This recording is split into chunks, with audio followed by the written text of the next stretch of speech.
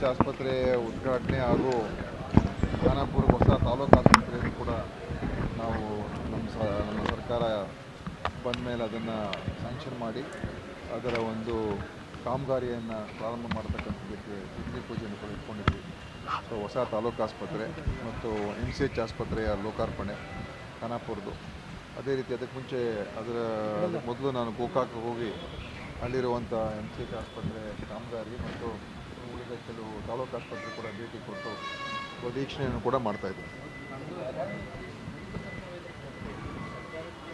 ಆಸ್ಪತ್ರೆಗಳು ಎಲ್ಲ ಕಡೆ ಇದ್ದಾವೆ, ಯಾರು ವೈದ್ಯರಿಲ್ಲ, ಬೇಕಾದಂಥ ವಸ್ತುಗಳಿಲ್ಲ, ಸಾಮಗ್ರಿಗಳೆಲ್ಲ ಇದೆ, ಅದೆಲ್ಲ ಇಲ್ಲ ಅಂತ ಹೇಳ್ಬೇಡಿ. ಮತ್ತು ಅದೇನು ಇಲ್ಲದೆ ಹೋದರೆ ಮತ್ತೆ ಹೆಂಗೆ ಆಸ್ಪತ್ರೆ ನಡೀತದೆ. ಆದರೆ ವೈದ್ಯರದ್ದು ಏನಂತ ಹೇಳಿದ್ರೆ ಈಗ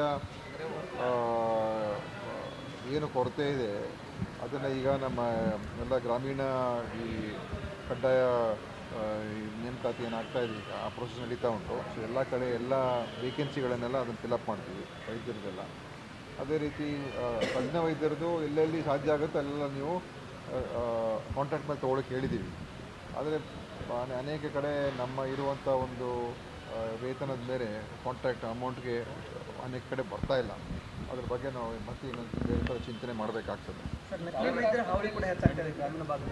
ನಕಲಿ ವೈದ್ಯರ ಹಾವಳಿ ಮೊದಲಿಂದನೂ ಇದೆ. ನಾವು ಕೂಡ ಈಗ ಅದರ ಬಗ್ಗೆ ಕ್ರಮ ತಗೊಳ್ಳೋದಕ್ಕೆ ನಮ್ಮ ಅಧಿಕಾರಿಗಳು ಕೂಡ ಹೇಳಿದ್ದೀವಿ. ಮತ್ತು ಎಲ್ಲೆಲ್ಲಿ ಗೊತ್ತಾಗುತ್ತೆ ಅದರ ಬಗ್ಗೆ ಯಾವುದೇ ರೀತಿಯ ಒಂದು ಮುಲಾಜಿಲ್ಲದೆ ಕ್ರಮ ತಗೊಳ್ಬೇಕು ಅಂತ ನೀವು ಹೇಳಿದ್ದೀವಿ. ಮೊನ್ನೆ ಕಾನೂನನ್ನು ಕೂಡ ನಾವು ಪಾಸ್ ಮಾಡಿದ್ದೀವಿ. ಮೊನ್ನೆ ಹೊಸ ಬಿಲ್ಲಲ್ಲೂ ಕೂಡ ಯಾರು ಈ ಕ್ವ್ಯಾಕ್ಸ್ ಅಂತ ಹೇಳ್ತೀವಿ, ಯಾರು ನಕಲಿ ವೈದ್ಯ ಅವ್ರು ಮಾಡ್ತಾರೆ ಅಂಥವ್ರ ಮೇಲೂ ಕೂಡ ಇನ್ನೂ ಸ್ವಲ್ಪ ಕಠಿಣವಾದಂಥ ಕಾನೂನುಗಳು ಕೂಡ ಮಾಡಿದ್ದೀವಿ. ದೀಪಾವಳಿ ನಂತರ ರಾಜ್ಯದಲ್ಲಿ ಸರ್ಕಾರ ಪತನ ಆಗುತ್ತೆ ಅನ್ನೋ ನಿಟ್ಟಿನಲ್ಲಿ ಬಿಜೆಪಿ ನಾಯಕರು ನೋಡಿ ಅವ್ರಿಗೆ ಸಹಿಸ್ಕೊಳ್ಳೋಕೆ ಆಗ್ತಾ ಇಲ್ಲ. ನಾವು ಇವತ್ತು ಒಂದು ಸ್ಥಿರ ಸರ್ಕಾರ ರಾಜ್ಯದಲ್ಲಿದೆ ಅಂತ ಸಹಿಸ್ಕೊಳ್ಳೋಕ್ಕಾಗ್ತಾ ಇಲ್ಲ. ಒಂದು. ಎರಡನೇದು BJPಯವ್ರಿಗೆ ಇಡೀ ದೇಶದಲ್ಲೇ ಅಸ್ಥಿರತೆಯನ್ನು ಹೆಚ್ಚು ಮಾಡೋದೇ ಅವ್ರದ್ದು ಒಂದು ಕಾರ್ಯಕ್ರಮ. ಸರ್ಕಾರಗಳನ್ನು ಬೀಳಿಸೋದು, ಸರ್ಕಾರಗಳನ್ನು ಒಡೆಯೋದು, ಪಕ್ಷಗಳನ್ನು ಒಡೆಯೋದು, ಈ ಆಪರೇಷನ್ ಕಮಲ ಅಂತೆಲ್ಲ ಮಾಡುವುದು ಅದು ಹವ್ಯಾಸ ಆಗೋಗಿದೆ ಅವ್ರಿಗೆ. ಅದರಿಂದ ಅವ್ರಿಗೆ ಬರೀ ಇದೇ ಮಾತಾಡ್ಕೊಂಡು ಹೋಗ್ತಾ ಇದ್ದಾರೆ. ಕರ್ನಾಟಕಕ್ಕೆ ನ್ಯಾಯ ಕೊಡಿಸುವಂಥ ಕೆಲಸ ಕೇಂದ್ರದಿಂದ ಏನೂ ಮಾಡ್ತಾಯಿಲ್ಲ. BJP ಮುಖಂಡರುಗಳು ಯಾವುದೇ ಒಂದು ಕರ್ನಾಟಕಕ್ಕೆ ಬರಬೇಕಾಗಿರೋದು ಯೋಜನೆಗಳಾಗಲಿ ಅಥವಾ ಕಾರ್ಯಕ್ರಮಗಳಾಗಲಿ ಯಾವುದನ್ನು ಕೂಡ ತರೋದಕ್ಕೆ ಮುಂಚೂಣಿಯಲ್ಲಿ ನಿಂತ್ಕೊಂಡು ಕೆಲಸ ಮಾಡ್ತಾಯಿಲ್ಲ. ಅದರ ಬದಲು ಕೇವಲ ಇದೇ ಗೊಂದಲ ಸೃಷ್ಟಿ ಮಾಡ್ತಕ್ಕಂಥ ಒಂದೇ ಒಂದು ಕೆಲಸದಲ್ಲಿ ಅವರೆಲ್ಲರೂ ಕೂಡ ಅದೇ ಮುಖ್ಯ ಕಾರ್ಯಕ್ರಮ ಆಗೋದು. ಸರಿ, ನಾಳೆ CM ಅವ್ರ ಭವಿಷ್ಯ ನಿರ್ಧಾರ ಆಗುತ್ತೆ. CM ಅವ್ರ ಭವಿಷ್ಯ ನಿರ್ಧಾರ ಆಗ್ತದೆ. ಏನೂ ಆಗಲ್ಲ. CM ಅವರು ಇರ್ತಾರೆ, ಅವರೇ CM ಆಗಿರ್ತಾರೆ, ಅವರೇ ಆಡಳಿತ ನಡೆಸ್ತಾರೆ. ಏನೂ ಆಗೋದಿಲ್ಲ. BJP ಒಂದು ಪೋಸ್ಟ್ ಹಾಕಿದ್ರು ಸರ್, CM ರೇಸ್ನಲ್ಲಿರ್ತಕ್ಕಂಥ ನಾಯಕರು ಯಾರು CM ರೇಸಲ್ಲಿಲ್ಲ. ಯಾರು CM ರೇಸಲ್ಲಿಲ್ಲ. ಭ್ರಷ್ಟರಿದ್ದಾರೆ ಅಂತ ಒಂದು ಪೋಸ್ಟ್ ಹಾಕಿದ್ರು BJP ಅವ್ರು ಸೋಷಿಯಲ್ ಮೀಡಿಯಾದಲ್ಲಿ ಏನೋ ಆಗ್ತಾ ಇರ್ತಾರೆ. ಅದೇನು ಅವರು BJPಯವರು ಸುಳ್ಳಲ್ಲಿ ಹೇಳೋದ್ರಲ್ಲಿ ನಂಬರ್ 1 ಅಲ್ವಾ ಈ ದೇಶದಲ್ಲಿ. ಸುಳ್ಳು ಹೇಳೋದ್ರಲ್ಲಿ, ತಪ್ಪು ಸುದ್ದಿಗಳನ್ನು ಹೇಳೋದ್ರಲ್ಲಿ ಮತ್ತು ಪ್ರಚೋದನೆ ಮಾಡೋದ್ರಲ್ಲಿ ನಂಬರ್ 1 ಅಂತ ಹೇಳಿದ್ರೆ BJP. ಸೊ ಅವ್ರ ಮಾತಿಗೆ ನಾವು ಹೆಚ್ಚು ಆದ್ಯತೆ ಕೊಡಬಾರ್ದು. ಏನು ವ್ಯತಿರಿಕ್ತ ತೀರ್ಮಾನ? ಕೋರ್ಟಲ್ಲಿ ಇರುವಂಥದ್ದು ಇಷ್ಟೇ. ಗವರ್ನರ್ ಅವರು ಕೊಟ್ಟಿರುವಂಥ ಏನು ಶೋಕಾಸ್ ಇದು ಸ್ಯಾಂಕ್ಷನ್ನು ಅಂದರೆ ಪ್ರಾಸಿಕ್ಯೂಷನ್ಗಲ್ಲ, ತನಿಖೆಗೆ ಕೊಟ್ಟಿರುವಂಥ ಒಂದು ಏನು ಪರ್ಮಿಷನ್ನು ಅದು ಸರಿನೋ ಇಲ್ವೋ ಅಷ್ಟೇ ಇರೋದು ಕೋರ್ಟ್ ಮುಂದೆ. ತಪ್ಪು ಮಾಡಿದರೆ ಕ್ರಮ ಇದು ಅದ್ರ ಬಗ್ಗೆ ಏನೂ ಇಲ್ಲ ಕೋರ್ಟ್ ಮುಂದೆ. ಮತ್ತು CM ಅವ್ರು ಯಾವ ತಪ್ಪು ಮಾಡಿಲ್ಲ, ಯಾವ ಅಧಿಕಾರ ದುರುಪಯೋಗ ಮಾಡಿಲ್ಲ, ಅವರ ಒಂದು ಯಾವುದೂ ಕೂಡ ಮಾಡಿಲ್ಲ ಅಂತ ನಮ್ಗೆ 100% ನಂಬಿಕೆ ಇದೆ, ವಿಶ್ವಾಸ ಇದೆ. ಮತ್ತು ಕೋರ್ಟಲ್ಲಿರುವಂಥದ್ದು ಅಷ್ಟೇ. ರಾಜ್ಯಪಾಲರು ಇವತ್ತು ಕೈಗೊಂಬೆಯಾಗಿ ಕೇಂದ್ರ ಸರ್ಕಾರದ ಕೈಗೊಂಬೆಯಾಗಿ ಕೆಲಸ ಮಾಡ್ತಾರೆ. ಒಂದು. ಎರಡನೇದು, ಯಾವ ಆತುರದಲ್ಲಿ ಕುಮಾರಸ್ವಾಮಿ ಮೇಲೆ, ಜೊಲ್ಲೆ ಮೇಲೆ, ನಿರಾಣಿ ಮೇಲೆ ಅದೆಲ್ಲ ತಿಂಗಳುಗಟ್ಟಲೆ ಬಿದ್ದಿದೆ ರಾಜ್ಯಪಾಲರ ಮುಂದೆ. ಯಾವುದನ್ನು ಕೂಡ ಕ್ರಮ ತಗೊಳ್ದೇನೆ ಯಾರೋ ಪ್ರೈವೇಟ್ ಕಂಪ್ಲೇಂಟ್ ಬಂದಿದ್ದ ತಕ್ಷಣ ಒಂದೇ ದಿವಸದಲ್ಲಿ ಶೋಕಾಸ್ ನೋಟಿಸ್ ಕೊಡ್ತಾರೆ ಅಂತ ಹೇಳಿದ್ರೆ ರಾಜ್ಯಪಾಲರ ಮನಸ್ಥಿತಿ ಅನ್ನೋದು ಅಲ್ಲೇ ಗೊತ್ತಾಗೋಯ್ತು. ಪಕ್ಷಪಾತ ಮಾಡ್ತಾ ಇದ್ದಾನೆ. ಒಂದು. ಹಾಗಾದರೆ CM ದೋಷಮುಕ್ತ ಆಗ್ತಾರೆ? CM ದೋಷನೇ ಇಲ್ಲ. ಇದು ಕೋರ್ಟ್ ಮುಂದೆ ಇರೋದು CM ದೋಷ ಮಾಡಿದರೆ ಇಲ್ವಾ ಅಂತ ಅದಿಲ್ಲ ಸ್ವಾಮಿ. ಅಲ್ಲಿರುವಂಥದ್ದು ಇಷ್ಟೇ. ರಾಜ್ಯಪಾಲರು ಕೊಟ್ಟಿರುವಂಥ ಸ್ಯಾಂಕ್ಷನ್ನು ತನಿಖೆಗೆ, ಅದು ಪ್ರಾಸಿಕ್ಯೂಷನ್ಗೂ ಅಲ್ಲ, ಇನ್ವೆಸ್ಟಿಗೇಟ್ ಮಾಡೋದಕ್ಕೆ ಪರ್ಮಿಷನ್ ಕೊಟ್ಟಿರೋದು ಸರಿನೋ ಇಲ್ವೋ ಅಷ್ಟೇ ಇರೋದು. ಕೋರ್ಟ್ ಮುಂದೆ ಸಿ ಎಮ್ ತಪ್ಪು ಮಾಡಿದಾರೋ, ಸಿ ಎಮ್ ಏನಾದರೂ ಅದು ಯಾವುದು ಕೂಡ ಕೋರ್ಟ್ ಮುಂದೆ ಇಲ್ಲ.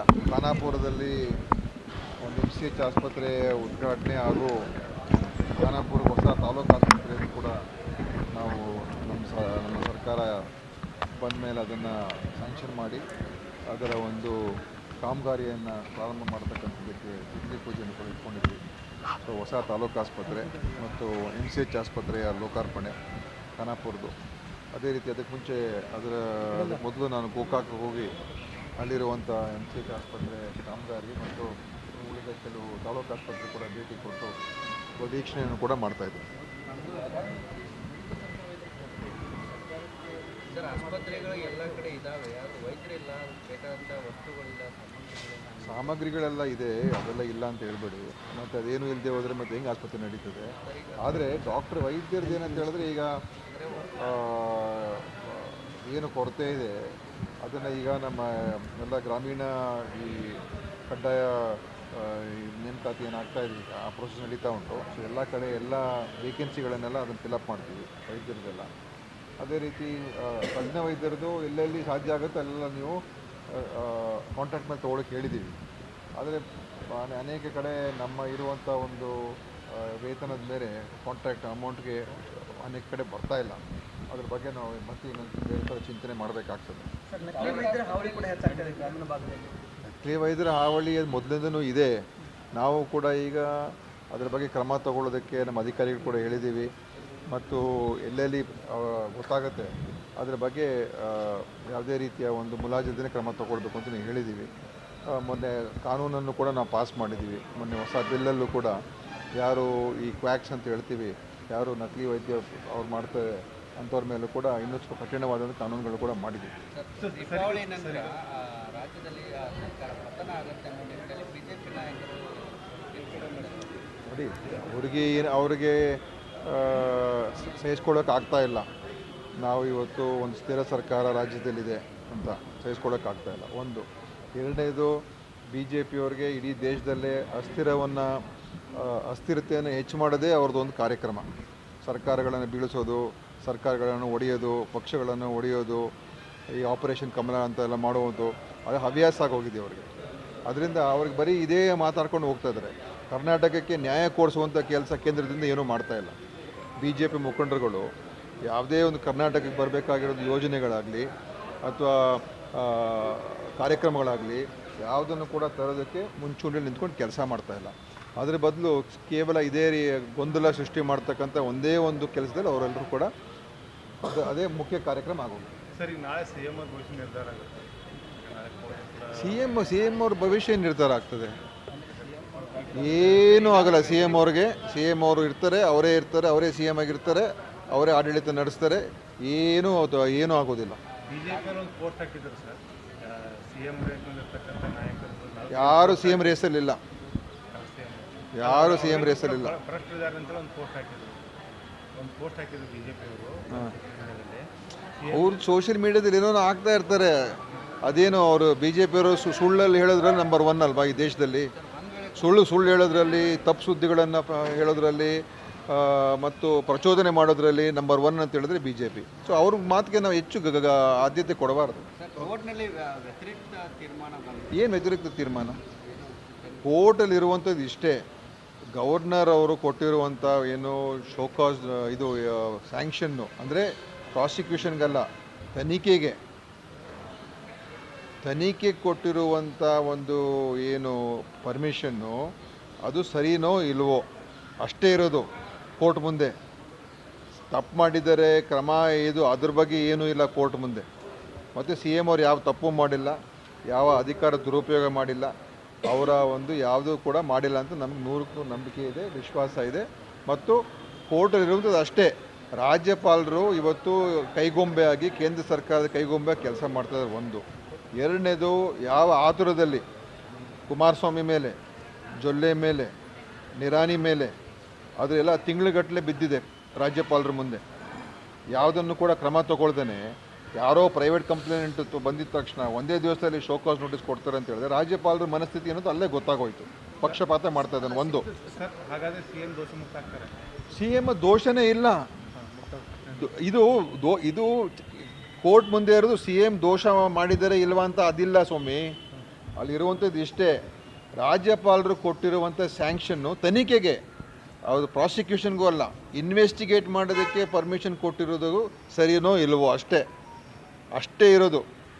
ಕೋರ್ಟ್ ಮುಂದೆ ಸಿ ಎಮ್ ತಪ್ಪು ಮಾಡಿದಾರೋ, ಸಿ ಎಮ್ ಏನಾದರೂ ಅದು ಯಾವುದು ಕೂಡ ಕೋರ್ಟ್ ಮುಂದೆ ಇಲ್ಲ.